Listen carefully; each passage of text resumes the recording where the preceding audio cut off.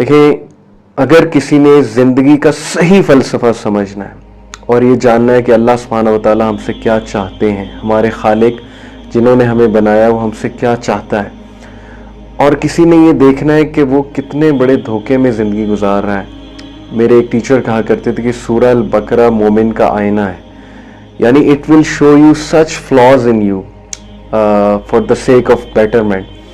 It will show you such things کہ آپ کہو گے کہ یار میں کہاں زندگی گزارتا رہا ہوں اور میری آنکھیں اتنا عرصہ کیوں بند رہیں. اور یہ سب تب ممکن ہے جب آپ سورہ البقرہ کو اپنا دل دیں گے اور قرآن مجید کو اپنا دل دیں گے، قرآن مجید کے سامنے سبمٹ کریں گے. only then all of this will be possible. سورہ البقرہ جیسا کہ میں نے کہا کہ مومن کا آئینہ ہے. what is meant by it؟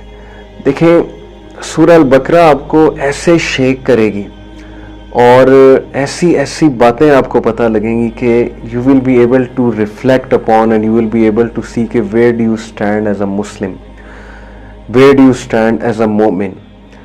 اور یہ بہت ضروری ہے کہ ہم سب سیلف ریفلیکشن کریں، ہم سب اپنے اندر جھانکیں، ہم سب اپنے فلاز کو دیکھیں، ہم سب یہ دیکھیں کہ ہم زندگیاں صحیح بھی گزار رہے ہیں کہ نہیں گزار رہے ہیں. سو ان دس کانٹیکسٹ میں سب سے پہلے سورہ البقرہ کے کچھ ورچوز آپ سے شیئر کرنا چاہوں گا. سب سے پہلے میں آپ کو حدیث سناتا ہوں ترمذی کی، اور یہ حسن اور صحیح حدیث ہے. نبی اکرم صلی اللہ علیہ وسلم نے فرمایا do not turn your houses into graves, اپنے گھروں کو قبرستان مت بناؤ. ویریلی شیطان does not enter the house where سورہ البقرہ از ریسائٹڈ. شیطان وہاں نہیں انٹر ہو سکتا جہاں پہ سورہ البقرہ ریسائٹ کی جائے. How powerful this concept is کہ نبی اکرم صلی اللہ علیہ وسلم نے فرمایا کہ اپنے گھروں کو قبرستان مت بناؤ. کچھ گھروں میں سونا سونا سا ماحول ہوتا ہے، کچھ گھروں میں محسوس ہوتا ہے کہ بہت نیگیٹو انرجی ہے، لڑائی جھگڑے، ظاہر ہے شیطان بہت ایکٹیو ہوتا ہے نا. ایسی چیزیں ہو رہی ہوتی ہیں اس گھر میں کہ شیاطین کا آنا بہت زیادہ میسر ہو جاتا ہے، بہت آسان ہو جاتا ہے، اور شیطان کے آنے سے نحوست ہوتی ہے، شر پھیلتا ہے، لڑائیاں پھیلتی ہیں. سو نبی اکرم صلی اللہ علیہ وسلم نے کہا کہ اپنے گھروں کو قبرستان مت بناؤ، قبروں جیسا ماحول مت بناؤ کہ سب ڈیڈ ہیں وہاں پہ اور کوئی ایکٹیویٹی نہیں ہو رہی. ایکٹیویٹی ایز ان کہ جسے کہتے ہیں نا زندہ دل، جہاں اللہ کی بات ہو، رسول کی بات ہو. جیسے آپ نے دیکھا ہے کہ ایک باغ ہے وہاں مرجھائے ہوئے پودے ہیں، اور ایک باغ ہے کہ وہاں پر کھلے ہوئے پودے.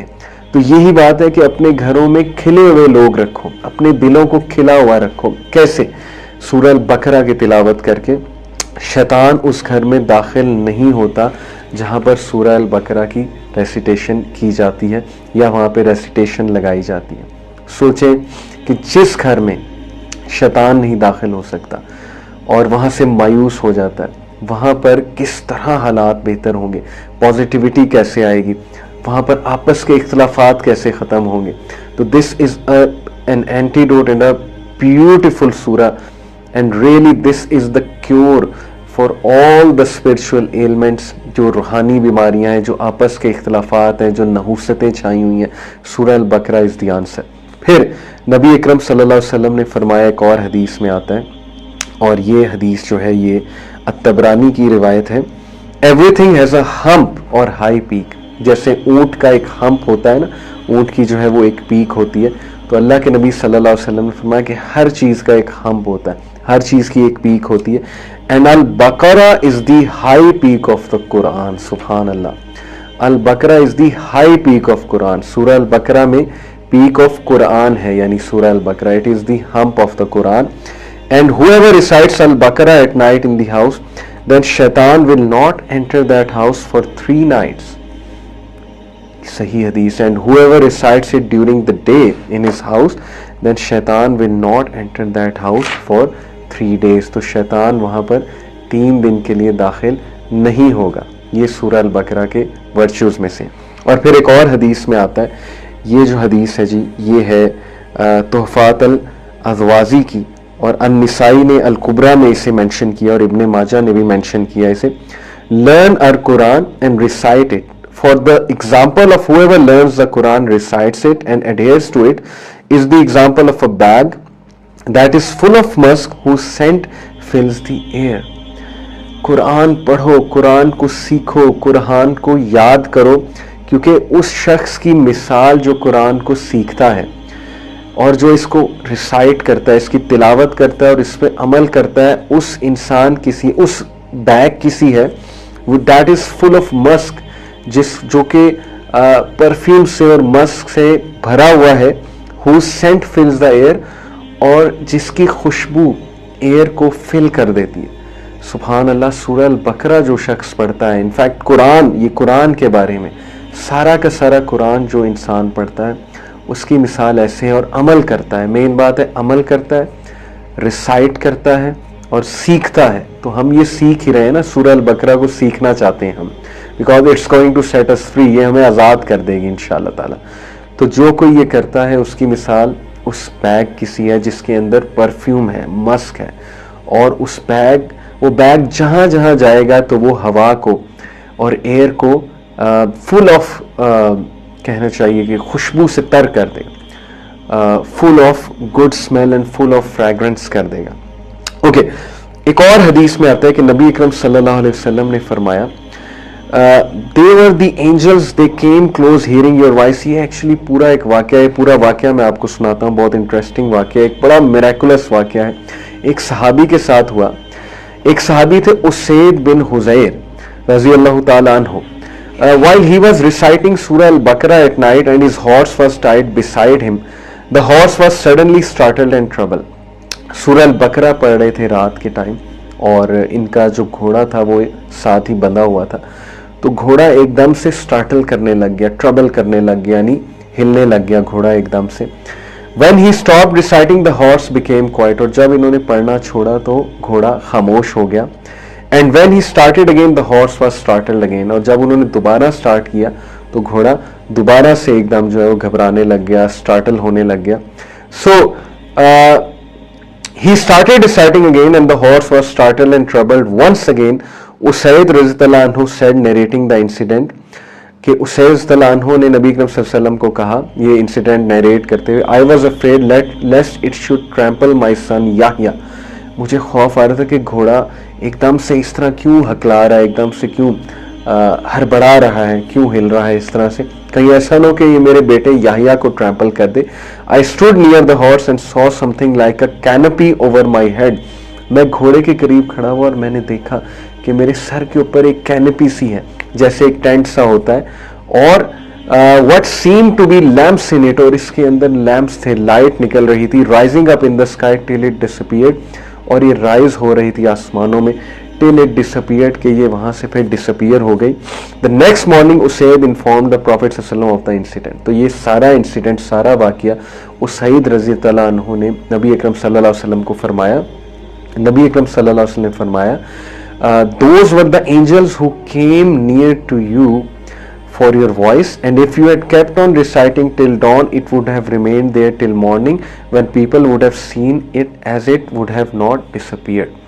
कि अगर तुम ये पढ़ते रहते डॉन तक, तो लोग तुम्हारे करीब आते और लोग भी देखते इस मौजज़े को।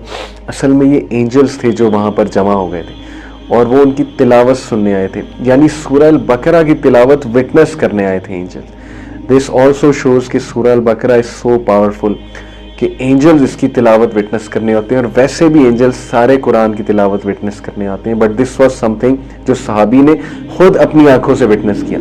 एक और हदीस में आता है, द प्रॉफिट सल्लल्लाहु अलैहि वसल्लम सेड दैट शैतान fleas from a house where सूरह अल बकरा इज रिसाइटेड। शैतान उस घर में एंटर भी नहीं होता जहां पर सूरह अल बकरा रिसाइट की जाती है। मैं पहले ही बता चुका हूँ। एक और हदीस में आता है, if somebody recited the last 2 versus of सूरह अल बकरा at night that will be sufficient for him. अगर कोई रात को सूरह अल बकरा की आखिरी 2 आयात पढ़ता है तो उसके लिए काफ़ी हो जाएंगे। ब्यूटीफुल हदीस। और आखिरी 2 आयात में क्या ही फ़लसफ़ा है ज़िंदगी का। इंशाल्लाह मैं पूरी कोशिश करूँगा रमज़ान में मुकम्मल करें और आखिरी 2 आयात की तरफ भी आएँ। साबित ही हुआ कि सूरह अल बकरा, एक तो शयातीन और मैजिशियंस इससे बहुत घबराते हैं। जिस घर में सूरह अल बकरा पढ़ी जाती है वहाँ शयातीन नहीं एंटर होते, वहाँ कोई बुरे असरात नहीं आते।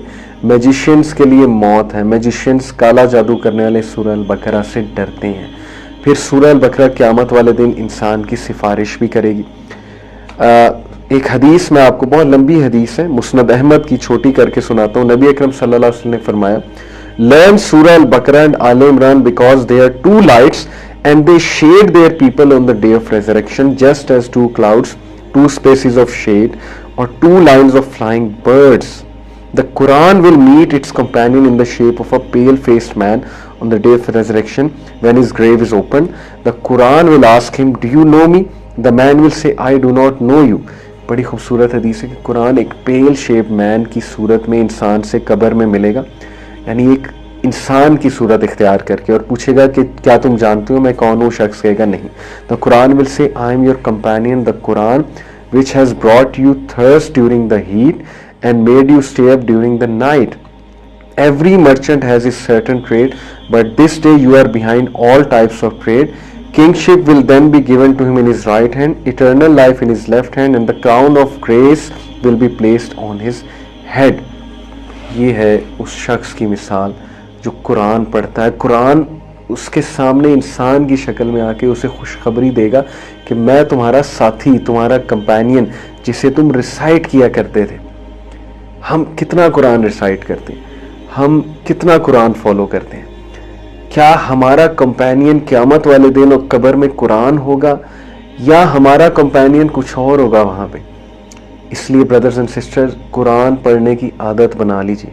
اگر آپ کو میری ٹپ چاہیے تو ہر نماز کے بعد, نہ صرف رمضان میں بلکہ ہر دن, رمضان کے بعد بھی ہر مہینے, پورا سال, میرے سے ٹپ لے لیجئے کہ ہر نماز کے بعد 10 آیات, 20 آیات, 30 آیات, جتنی آپ کی استطاعت ہے, ہر نماز کے بعد پڑھنا شروع کر دیں. This will make your habit to read the Quran. آپ کو ایسا سکون ملے گا, آپ کو ایسی راحت ملے گی, اور آپ کا قرآن سے ایسا تعلق قائم ہوگا کہ قرآن will be your companion and on the day of judgment and in the grave it will say کہ میں تمہارا companion ہوں. تو کیا آپ نہیں چاہتے کہ قرآن آپ کا دوست ہو, قرآن آپ کا companion ہو؟ ایک اور حدیث میں آتا ہے, یہ حدیث ہے جی, یہ بھی مسند احمد کی حدیث ہے. ریڈ دا قرآن, قرآن پڑھو, because it will intercede on behalf of its people on the day of resurrection, کیونکہ یہ قیامت والے دن آرگیو کریں گی لوگوں کے بہاف پہ. اس دن, جس دن سفارش چاہیے, جس دن اللہ تعالیٰ کی رحمت چاہیے سب کو, جس دن ظاہر ہے کہ سب کو نجات چاہیے, سیلویشن چاہیے, تو اس دن سورہ البقرہ اینڈ سورہ آل Imran they will be acting as intercessors, سفارش کریں گی اور 2 لائٹس کی طرح ایکٹ کریں گی.